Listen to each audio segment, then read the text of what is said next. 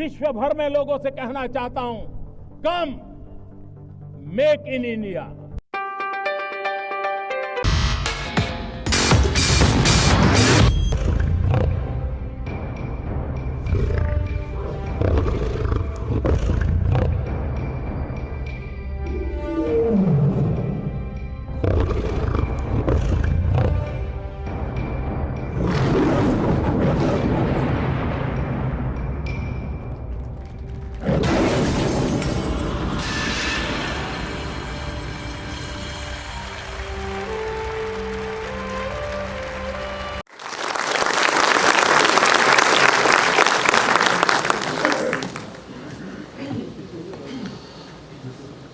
आज के कार्यक्रम के अध्यक्ष आदरणीय श्री नृपेंद्र मिश्रा जी, आदरणीय संतोष जी, आदरणीय प्रसन्न कुमार जी, उपस्थित सभी विद्वज्जन, उसमें प्रशासकीय सेवा के भी निवृत्त, सद्य सेवारत और आगे सेवारत होने वाले तीनों प्रकार के लोग हैं जो कभी भाषण करते नहीं, लेकिन उनके लिखे हुए भाषण अपने भाषण के नाते बहुत लोग पढ़ते हैं। और ये कहा जाता है कि कल्पनाएं, विचार, आदेश यहाँ तक बाकी लोग हैं, उसका प्रत्यक्ष जो कुछ होना है वो उन्हीं के हाथ से होता है। तो ऐसा महत्व प्रशासक वर्ग का अपने यहाँ पर है, इसलिए उनका प्रशिक्षण करने वाले संकल्प में जब मुझे ये कहा गया कि आकर एक व्याख्यान दीजिए, विषय क्या होगा, तो मेरे मन में आया कि आखिर देश का विकास, देश की प्रगति, इन सब का आधार क्या होता है। किसी भी चीज़ का विकास, किसी भी चीज़ की प्रगति, उसकी अपनी पहचान होती है। मनुष्य का विकास, उसकी दिशा अलग होगी, परिभाषा अलग होगी। बंदर का विकास वो दूसरी दिशा में जाएगा। कोई बात कितनी अच्छी, बुरी, उन्नत या अवनत है, इसका सवाल नहीं, वो किसकी है। यानी स्कूल में जाने वाला बच्चा साइकिल सीखता है, तो आजकल साइकिल तो पुरानी हो गई, लेकिन मैं स्कूल में था, साइकिल सीखना एक अचीवमेंट था। तैरना, साइकिल सीखना, ये सब था। तो एक कोई लड़का साइकिल सीखता है तो उसकी प्रगति हो गई। सर्कस में हाथी साइकिल चलाता है, वो हाथी की प्रगति नहीं मानी जाती। वो पैसा देकर हम तमाशा देखने जाते। और इसलिए हर देश के लिए ये एक महत्व की बात होती है, उनको विकास करना है। लेकिन विकास करना है तो वो कौन है, उसके बारे में उनको स्पष्ट होना चाहिए। दुनिया के सब देश इस स्पष्टता का अनुभव करते हैं। एक हमारे देश में ऐसा हुआ कि इसके बारे में कुछ एक प्रकार से भ्रम है, अभी भी है, ऐसा लगता है।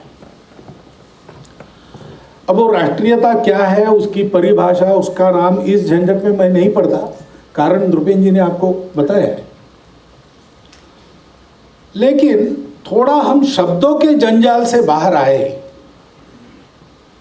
और वस्तु क्या है इसका विचार करते हैं, तो हमको वो बात स्पष्ट हो जाती है। और हमको ये भी ध्यान में आता है कि हम माने ना माने, हम सबके हृदय में तो वो बात स्पष्ट है।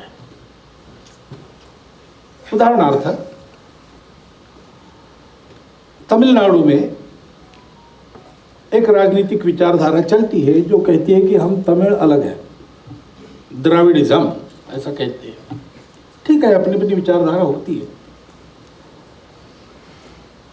लेकिन जब चीन का आक्रमण हुआ 62 में, तो वो पार्टी सत्तारूढ़ हो गई थी, कांग्रेस का पराभव करके वहां पर पूर्ण बहुमत से राज कर रही थी।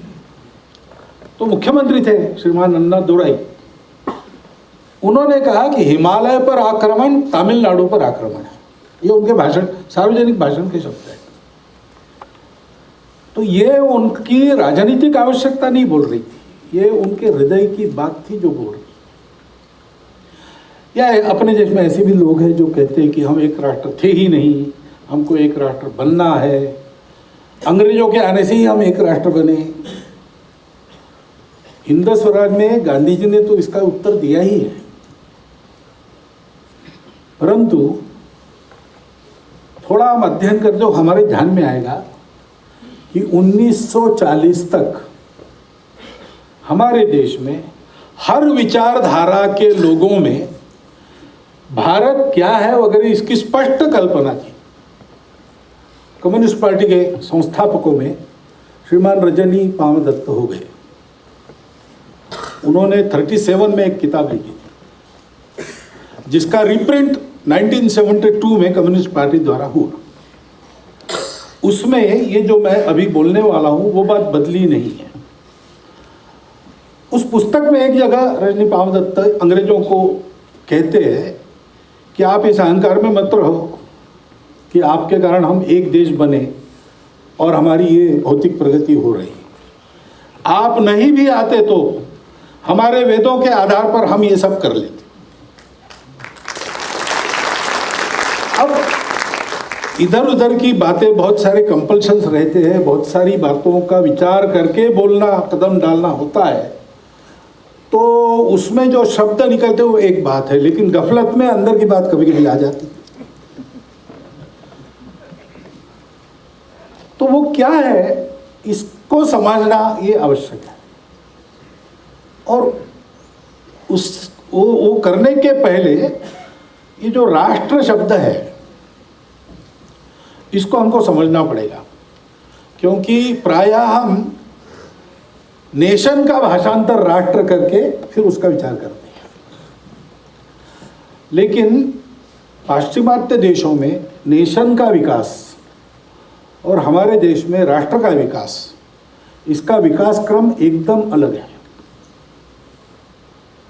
मनुष्य एक दुर्बल प्राणी है, इतना दुर्बल है कि उसके पास उसकी बुद्धि को अगर छोड़ दिया तो फिर एक मच्छर भी उसको परेशान कर सकता है और मार भी सकता है, ये हम जानते हैं। इसलिए मनुष्य ने सदैव यह आवश्यकता समझी है कि हमको इस दुनिया में जीना है तो मिलकर रहना पड़ेगा, समूह बनाना पड़ेगा। इस प्रक्रिया में से समूह बने, कबीले बने।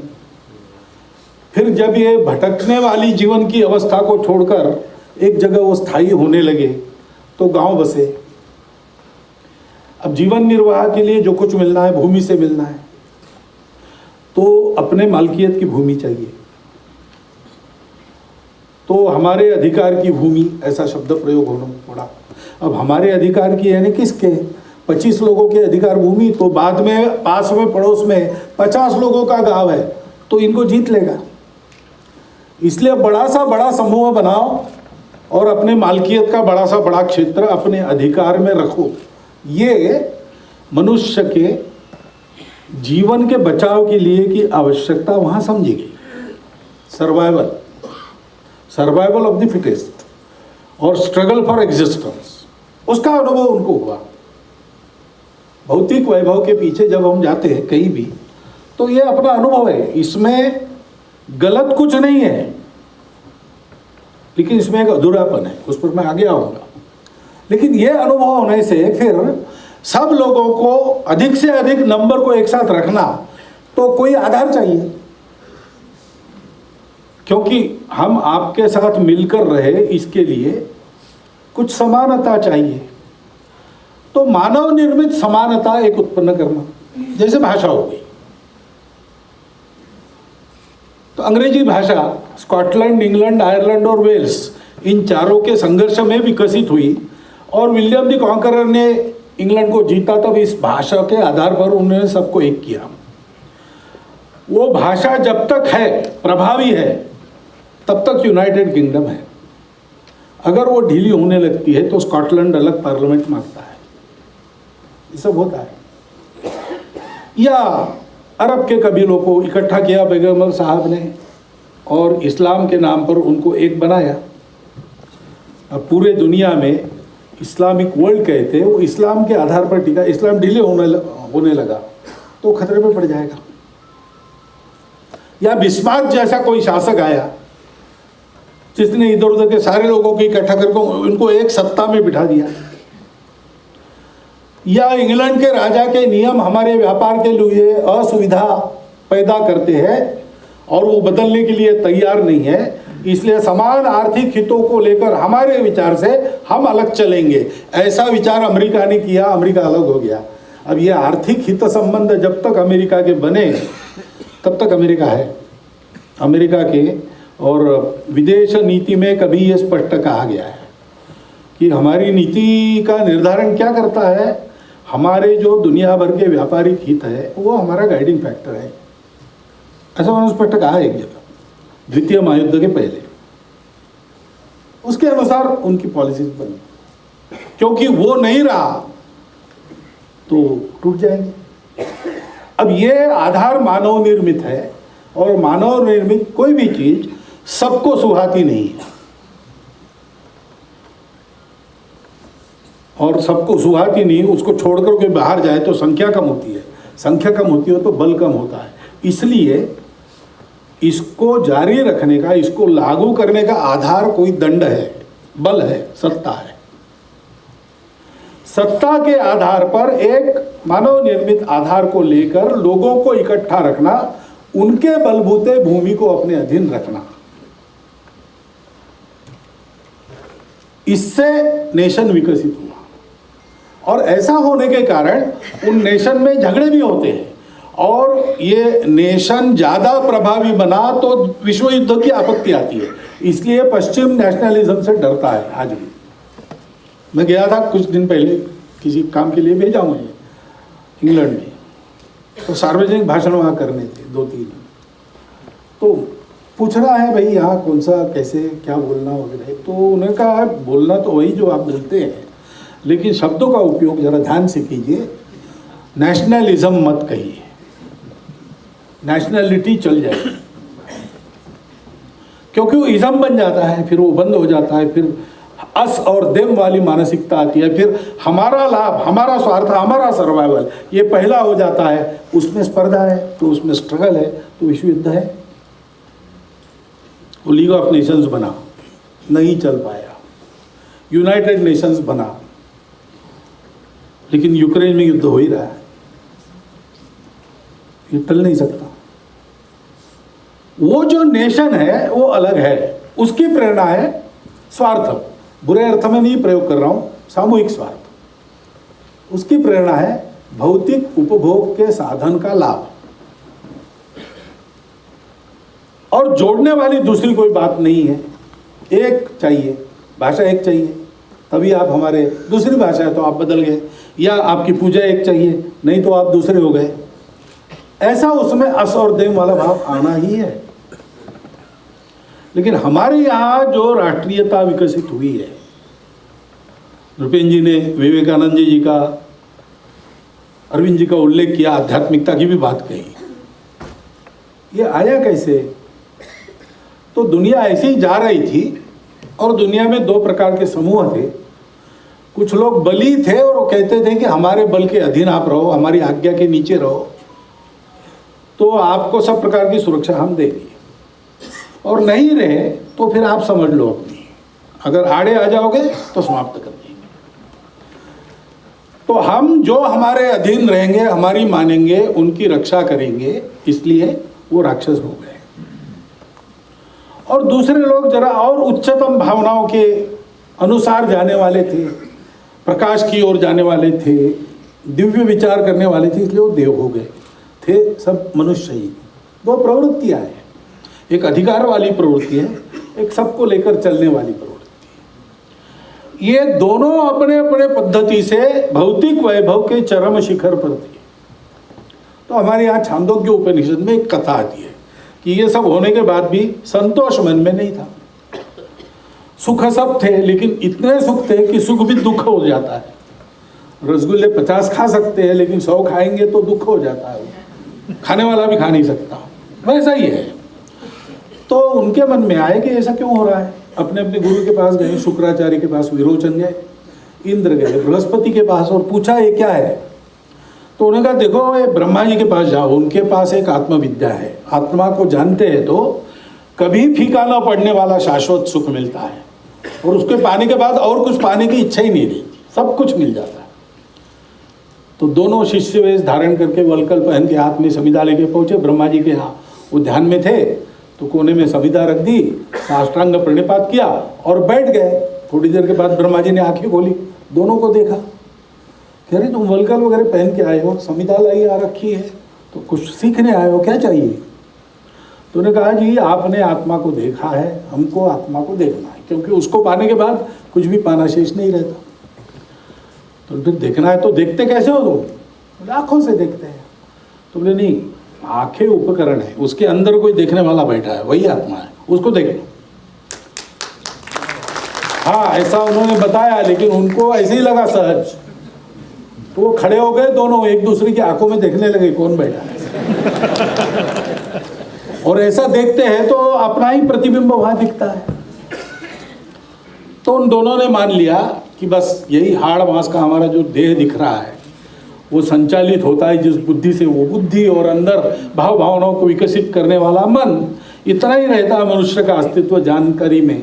तो यही आत्मा है। तो उन्होंने कहा चलो इसी को बड़ा बनाना है, इसी को ठीक करना है। निकले, आत्मा अमर है, शाश्वत है। चप्पू चला के नाव में चल रहे थे, विरोचन नाव को ढो रहा था। तो इंद्र ने देखा कि वो प्रतिबिंब जो आत्मा है वो तो नष्ट हो जाता है चप्पू चलाने से। उसने कहा विरोचन को, भैया कुछ गड़बड़ है, ये तो नष्ट हो रहा है, चलो वापस चलो फिर पूछते हैं।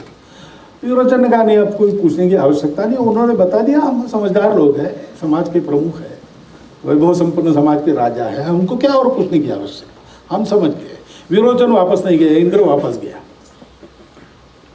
तो उपनिषदों में एक जगह ऐसा कहा है कि कभी किसी ऋषि को अपने अंदर झांकने की बुद्धि हुई, उस दिन अध्यात्म का जन्म हुआ। उपनिषद हम देखते तो सबसे प्राचीन उपनिषद बाहर सत्य की खोज करते हैं, और जैसे जैसे वो अर्वाचीन होने लगते हैं वैसे वैसे वो अंदर देखते हैं।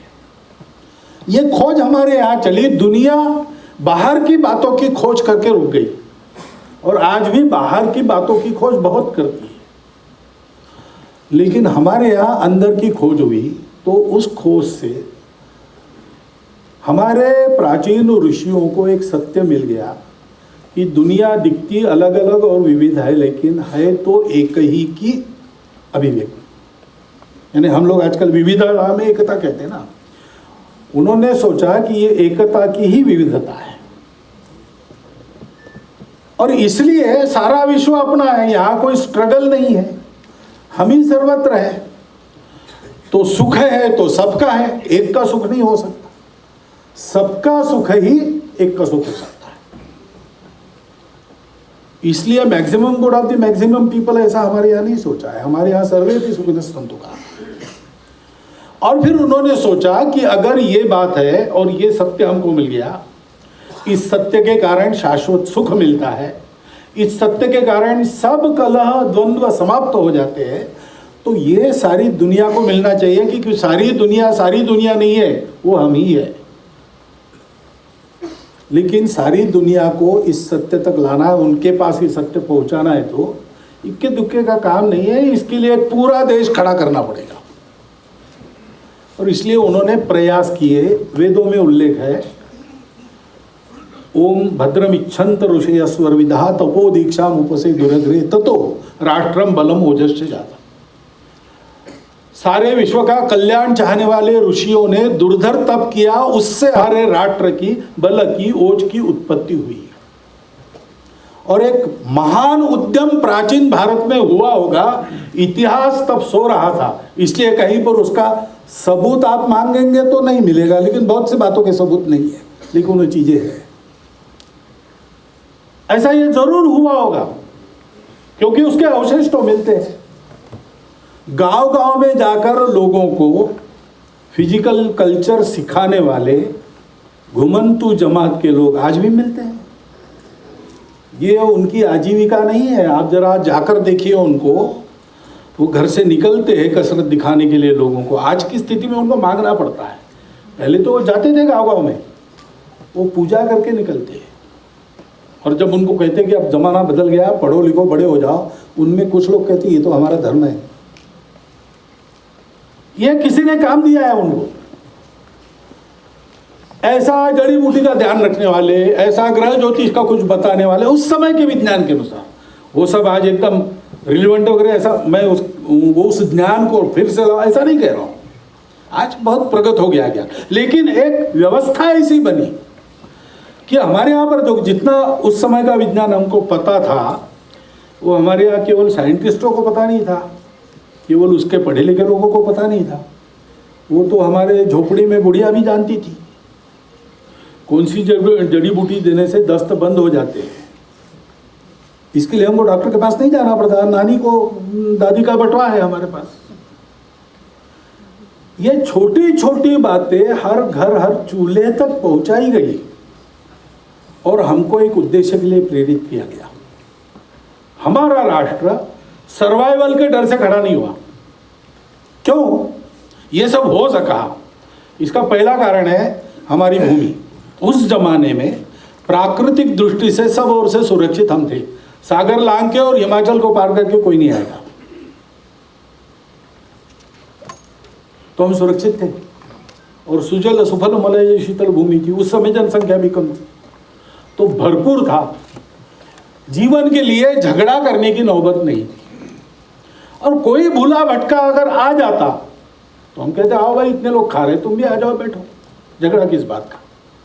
नहीं, भाषा वगैरह अलग है तो हमारे यहाँ पहले से अलग है। अथर्ववेद बहुधा विवाचसम नाना धर्माणम पृथ्वी यथौकसम। ये पृथ्वी, उस पर अनेक धर्मों के मानने वाले, अनेक भाषाओं के बोलने वाले लोग रहते हैं। सहस्र धारा द्रविणस्य में दुहा ध्रुवेव धेनु रन प्रस्फुरंती। सहस्त्र धाराओं से सबको दूध देने वाली गाय के जैसे हे पृथ्वी माता हमको शस्य प्रदान करो, ऐसी प्रार्थना है हमारी है। प्राचीन काल से हम विविधता का देश थे, क्योंकि लंबा चौड़ा देश था। अनेक प्रकार का भूगोल, अनेक प्रकार की आबोहवा, खान पान, रीति रिवाज अलग अलग, और देवी देवता भी अलग अलग। पहले से ही 33 करोड़ है और नए नए आते जाते हैं। 500 साल पहले साईं बाबा नहीं थे, संतोष माता भी नहीं थी। सत्यनारायण की पूजा कहते कि 700 साल पुरानी है। पुराने प्राचीन देवता इंद्र, यम, मरुत वगैरह वगैरह अभी की मिलता नहीं कुछ। ये चलता रहता है, लेकिन हम सब लोग साथ रहते हैं, क्योंकि हमारी भूमि ऐसी है कि वो भूमि हम सबको देती है और हम सबको शांति से रहना, मिलजुल कर रहना उसके भूगोल ने, उसके वायुमंडल ने सिखाया है। इसलिए हम उसको माता कहते हैं, क्योंकि वो अन्न जल तो देती ही है, लेकिन हमको संस्कार भी देती है। वो हमारी भारत माता है। उस भारत माता की भक्ति ये पहला आधार बना। उसके चलते हम आत्मा को खोज सके, हम एकता को खोज सके, विविधता को स्वीकार करना, मिला जुला के चलना, ये हमारा स्वभाव बन गया। स्वभाव को प्रतिशब्द संस्कृत में धर्म भी है, कर्तव्य को भी धर्म ही कहते हैं। और स्वभाव और कर्तव्यों के आधार पर मिलजुल कर रहने के लिए जो प्रेरित करता है, जो धारणा करता है, धारणा करके उन्नत करता है, बिखरने नहीं देता है, उसको धर्म कहते हैं। उसके साथ पूजा हमने बहुत बाद में जोड़ी। अंग्रेजी में अपनी भाषा भूल गए। अंग्रेजों ने कहा तुम्हारा धर्म यानी हमारा रिलीजन है, उनका रिलीजन यानी हमारा धर्म, ऐसा उल्टा समझना हमने शुरू किया, तब से ये गड़बड़ हो गई। नहीं तो धर्म किसी एक पूजा, एक भाषा वगैरह का पुरस्कार नहीं करता, वो सबको जोड़ता है, सबको ऊपर उठाता है। परहित सरिस धर्म नहीं भाई, पर पीड़ा सम नहीं अधम आई। ये केवल तुलसीदास जी का वचन नहीं है, हिंदी में पुण्य पर उपकार पाप पर पीड़ा, मराठी में भी तुकाराम महाराज ने वही कहा। और परोपकाराय पुण्याय पापाय परपीड़नम व्यास महर्षि ने भी कहा है। भारत की सभी भाषाओं में यह वचन आपको मिलेगा। यही हमारे धर्म की कल्पना है, मिलजुल कर रहने के लिए। कैसा रहना चाहिए, क्यों मिलजुल कर क्यों रहना है? क्योंकि हम एक है, हमको एक होना नहीं है, हम एक है, उसको पहचानना है। वास्तव में हमारे में एकत्व का सूत्र है, और इसलिए दुनिया में कोई पराया नहीं है। ये नक्शा और सीमाएं और देश वगैरह वगैरह जो बातें हैं, वो बातें बहुत बात की है।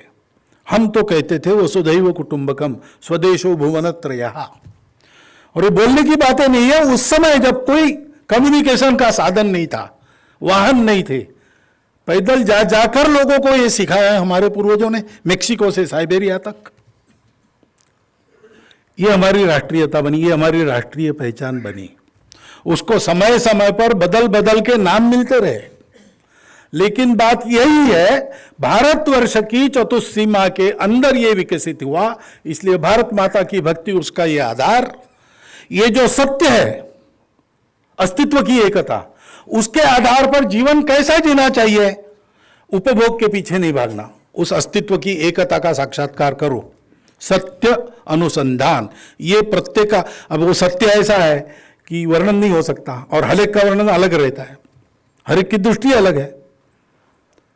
इसलिए एकम सद विपरा बहुधा वदन्ति, उसका अनुसंधान तुम करो, अपना अपना करो, अपना अपना उसको समझो, लेकिन तुम्हारे जीवन का उद्देश्य उसको प्राप्त करना है, मटेरियल बेनिफिट के पीछे भागना नहीं है।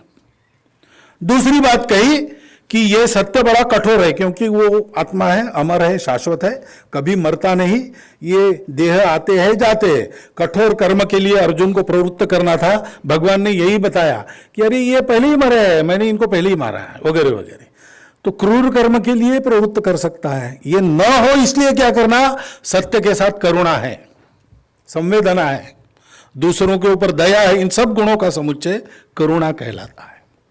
करुणा से व्यवहार करो, और ऐसा वही कर सकता है जो अपने आप को तन मन से शुद्ध करता है। इसलिए शुचिता ये तीसरा मूल्य है, और इसके लिए जीवन भर परिश्रम करना पड़ता है, व्रतस्थ रहना पड़ता है। तो तपस ये चौथा मूल्य है। ये चार मूल्यों का शाश्वत धर्म, बाकी जो आचार धर्म है वो अलग अलग रूप देशकाल परिस्थिति के अनुसार लेगा, अलग अलग पूजाएं होंगी, अलग अलग व्यवहार होंगे, सब होगा, लेकिन सबको ये चार मूल्यों का आधार चाहिए, नहीं तो वो धर्म नहीं है। पोथी में लिखा हो, वेदों में भी लिखा हो, लेकिन इन चार मूल्यों को छोड़कर है तो वो धर्म नहीं है, ये पक्का है अपने यहां। और इस धर्म के आधार पर एक आचरण की पद्धति चली जो सर्वत्र समान हो गई।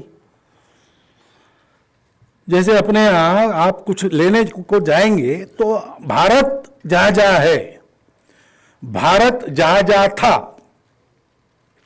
वहां सर्वत्र आपने 100 आम लिए तो ऊपर से 5 मिलते, उसका पैसा नहीं देना पड़ता, ना आपको मांगना पड़ता है। सब्जी बाजार में आप सब्जी खरीदोगे तो 4 धनियों की जोड़ी ऐसे डाल देते, या 2 मिर्ची ही डाल देते, ऊपर से डाल देते हैं। भारत की सब भाषाओं में इसके लिए प्रतिशब्द है, और ये पूरे भारत में, और जहां जहां भारत आज नहीं कहलाता लेकिन था यानी है, वहां अभी भी ये चलता है। ऐसी कई बातें हैं। कोई मांगने वाला आया, उसको कुछ देना है तो छोटे बच्चे को भेजते हैं मुट्ठी भर चावल लेके या 1 पैसा लेके, क्योंकि उसको यह संस्कार मिलना चाहिए, हमारे घर में जो रखा है वो सबके लिए है, केवल हमारे लिए नहीं है। ऐसे छोटे छोटे आचरण के संस्कार पीढ़ी दर पीढ़ी संस्कारों के द्वारा हमारे खून में रचपच गए हैं। वो हमारी संस्कृति है, वो हमारी सबकी समान है, पूजाएं सबकी अलग अलग है। धर्म पर व्याख्यान देंगे तो उसके बारे में भी अलग अलग हो सकता है। आत्मा है कि नहीं है इसके बारे में भी मतभेद है, लेकिन सत्य, करुणा, शुचिता और तपस के बारे में एक वाक्यता है। शाश्वत धर्म सबको पता है, सब पंथ संप्रदाय उसी का उपदेश देते हैं। सब पंथ संप्रदाय सब में एक देखो से शुरू होते हैं और यमन यमात्मक शुद्ध आचरण पर आकर ठहर जाते हैं। ये हमारी एकता का सूत्र है, ये संस्कृति, उसका प्रत्यक्ष आचरण। और ये कब हुआ? ये इतिहास पूर्व काल की बात है। यानी आजकल तो हम कह सकते हैं सेफली कि ये 12,000 साल पहले से भी हो सकता है। वैसे हमारे पुराणों में तो लाखों वर्षों की गणना है, लेकिन बहुत शास्त्र के अनुसार भी कहना तो आज उसको 12,000 साल पूर्व तक ले जा सकते हैं। 12,000 साल ये सब चलता रहा है। क्यों चलता रहा है? क्योंकि ये ऐसा रखने के लिए लोगों ने परिश्रम किया, त्याग किया, बलिदान दिया, इसकी सुरक्षा के लिए लड़ाइयां लड़ी, रक्तपात हुआ, जौहर हुआ, लेकिन इसको नहीं छोड़ा। यह हमारा इतिहास, हम सबका इतिहास है। वो हमारे पूर्वज हम सबके पूर्वज है। बायोलॉजिकली भी वो हमारे सबके पूर्वज है। हमारी पहचान इन 3 बातों को बनकर बनती है। बाकी कोई एक भाषा हमारी पहचान नहीं, कोई एक देवी देवता पूजा हमारी पहचान नहीं है हमारे देश में और रहेगी, क्योंकि हमारी पहचान का ये हिस्सा है कि ये सब रहेगा, उसका स्वीकार होगा, उसका सम्मान होगा, उन सबको अवसर रहेगा। लेकिन हम लोग भारत, पूर्वज और संस्कृति, इसको कभी नहीं छोड़ेंगे।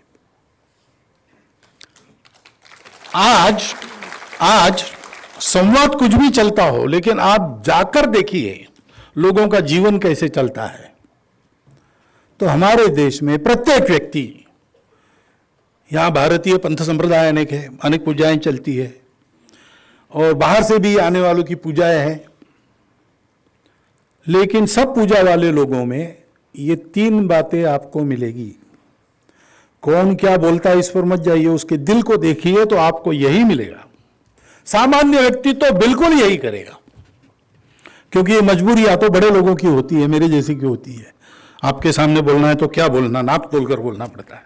घर में बात करने के लिए ये नहीं रहता। वहां घर में देखिए, घर में यही सब बातें होती है। हमारी राष्ट्रीयता ये है। चाणक्य ने इसको परिभाषित किया। आपने कहा चाणक्य ने बताया क्या होता है राष्ट्र? जनपदवती भूमि, राज्य, दुर्ग, अमात्य, कोश, बल और सुहृद, ये राष्ट्र के अंग है। राज्य यानी राजा, पॉलिटिकल apparatus, बल यानी सेना चाहिए, दुर्ग फोर्टिफिकेशन, सीमा सुरक्षा, तारबंदी आदि आदि, कोष ये सब चलाने के लिए अर्थव्यवस्था चाहिए, अमात्य इसको चलाने वाले राज्यकर्ता चाहिए, और सुहृद यानी अंतरराष्ट्रीय जगत में मित्र चाहिए। लेकिन ये सब बदलते रहते हैं। मुख्य घटक है जनपदवती भूमि। वो भूमि हमारी भूमि यानी हमारी स्टेट नहीं है, हमारे बाप दादाओं की कमाई नहीं है, ना हमने उसको, ये हम मालिक नहीं है इसके, हम इसके पुत्र है। उससे हम एक नाता जोड़ते हैं। वो हमारे लिए पवित्र होती है, पुण्य भूमि होती है, कर्म भूमि होती है, धर्म भूमि होती है। और जनपद, जनपद यानी सामान्य, हम कहेंगे लोग, समाज ही इन शब्दों के अर्थ है। जनपद समाज का बनता है और समाज मनुष्यों के समूह का बनता है, लेकिन वो केवल समूह नहीं होता, उसके सामने एक समान उद्देश्य चाहिए।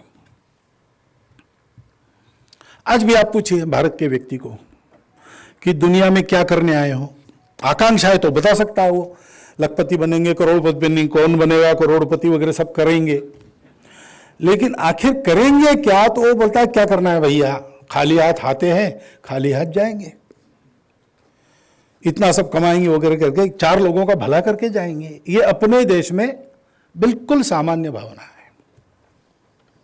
और थोड़ा पढ़ लिख कर थोड़ा जानते हैं तो कहते हैं कि ये छोटी बातों में हमको नहीं फंसना है, पूरा विश्व एक कुटुंब बनना चाहिए।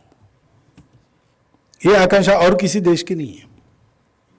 वर्ल्ड मार्केट की बात लोग कर सकेंगे, वर्ल्ड फैमिली की बात केवल हम करते हैं, और हम केवल बात नहीं करते, हम वैसा रहते हैं।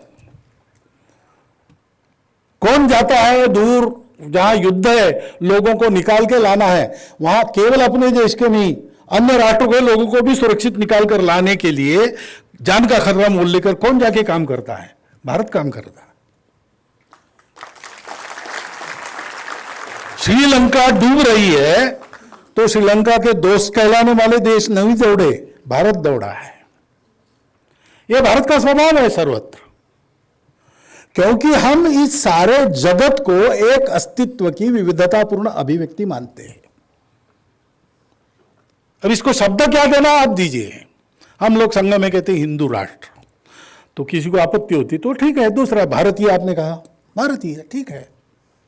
लेकिन आप देखेंगे थोड़ा तो हम भारतीय है, बात सही है, लेकिन 14 अगस्त 1947 के भारतीय है कि 15 अगस्त 1947? ऐसा कोई पूछ सकता है? कोई पूछ सकता है? वास्तव में ऐसा है कि ये सब विभाजन वगैरह होने के बाद भी धीरे धीरे लोगों के समझ में आएगा, आने की शुरुआत हो गई है। लेकिन लोगों को समझना चाहिए कि जहां भारत था वहां आज भी भारत ही है। विभाजन की रेखाएं तो नक्शे पर की करामात है। मैंने सुना डॉक्टर प्रणब मुखर्जी से मेरी मुलाकात होती रही थी, एक बार गया तो उन्होंने वो टेबल दिखाया जहां पर विभाजन का नक्शा खींचा गया, और उन्होंने बताया कि वो जो आए थे उनको कुछ इसका ज्ञान नहीं था और बहुत जल्दी उनको करना था, इस समय बहुत कम था, तो उन्होंने अपनी पेंसिल रख के जैसी खींची वैसा वो विभाजन हो गया। और क्या देखा गया? इतनी मनुष्यता का विभाजन, ये केवल अपने देश की बात नहीं कर रहा हूं, मनुष्यता का विभाजन यही एक कृत्रिम बात है, व्यवहार के लिए कुछ हद तक चलानी पड़ती है, ऐसा मानने वाले हम लोग हैं। तो हमारा नेशनलिज्म किसी के लिए खतरा नहीं बनता। हमारा नेशनलिज्म है ही नहीं, हमारा राष्ट्रवाद भी नहीं है, हमारी राष्ट्रीयता है। और वो राष्ट्रीयता संपूर्ण विश्व को एक कुटुंब बनाकर चलाने के लिए काम करती है, केवल वकालत नहीं करती है।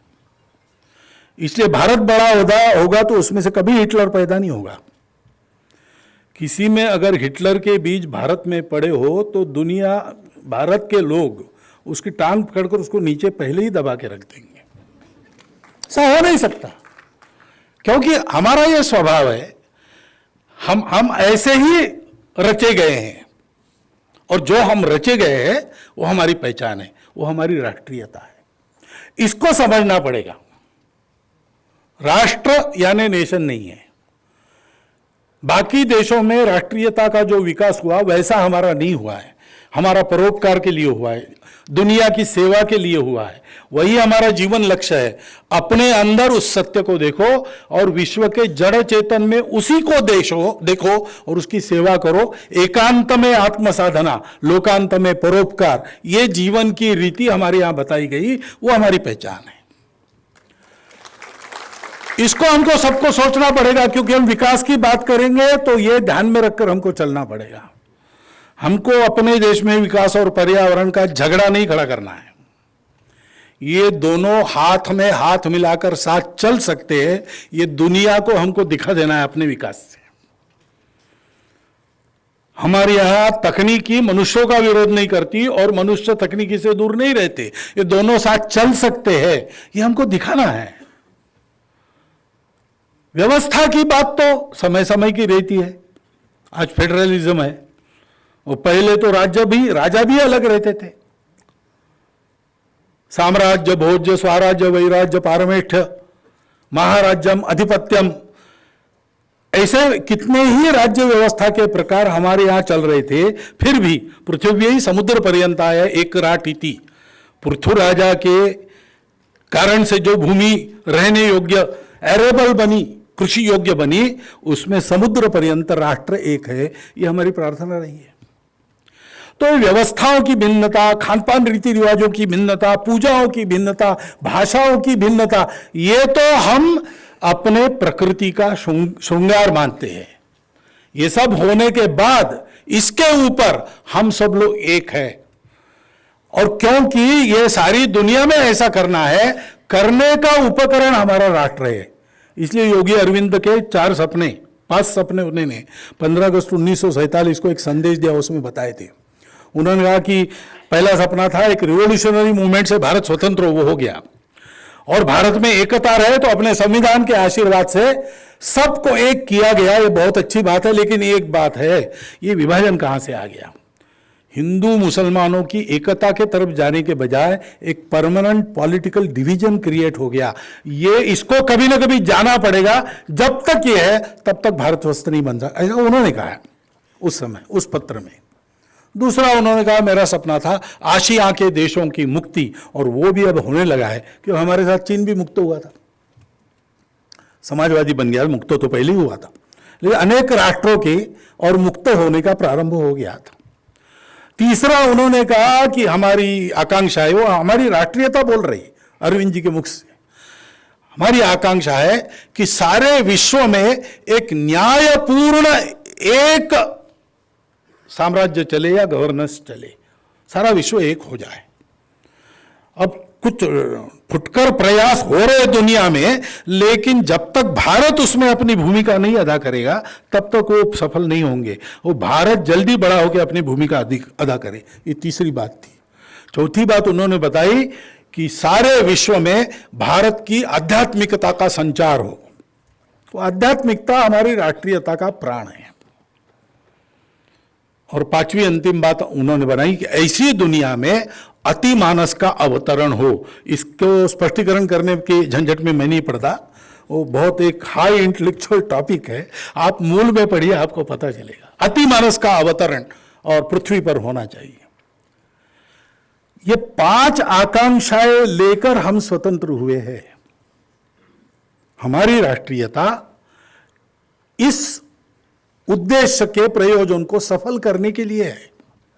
इसको हम समझे, इसके आधार पर हम अपने लोगों को एक करें, उन्हीं पर पुरुषार्थ का संचार करें, और इसके आधार पर भारत के बड़े होने का रोड मैप हम तैयार करें, उसको चलाए। छोटी सी बात को लेकर बड़ी से बड़ी बात में इस हमारी बुनियाद को हम न भूले, इसकी आवश्यकता है। ये जब करते हैं तब भारत आगे बढ़ता है, ये जब नहीं करते हैं तो प्रयत्न प्रामाणिक होने के बाद भी कहीं ना कहीं कुछ गफलत हो जाती है, और करने गए कुछ और हो गया कुछ, ऐसे हो जाता है।